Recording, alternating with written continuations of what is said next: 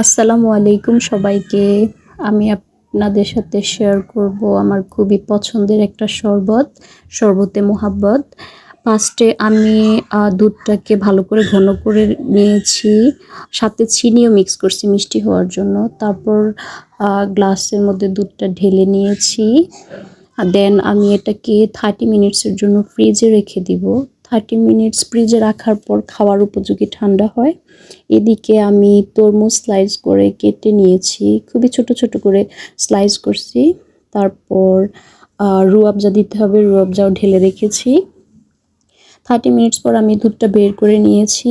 দেন slice করা তরমুজগুলা গ্লাসের উপরে দিয়ে দিয়েছি। উপর দিয়ে আমি রুয়াবজাটাও মিক্স করে নিয়েছি। দেন একটা চামচ দিয়ে নাড়াতে হবে, তাহলে যে রুয়াবজাটা দুধের সাথে মিক্স হবে। যা দেওয়ার পরে শরবতটা পিঙ্ক কালার হবে, দেখতে খুবই লোভনীয় লাগে। এই যে দেখতে খুবই সুন্দর লাগছে, দেখতে যেমন সুন্দর লাগছে খেতে অসাধারণ ছিল। আমি নিজেই ইমপ্রেস হয়ে গেছি আমার এই শরবত খেয়ে। আপনারা অবশ্যই বাসায় ট্রাই করে দেখবেন এই শরবতটা। গরমের মধ্যে বাইরে থেকে এসে এই শরবতটা খেলে একদমই কলিজা ঠান্ডা হয়ে যায়।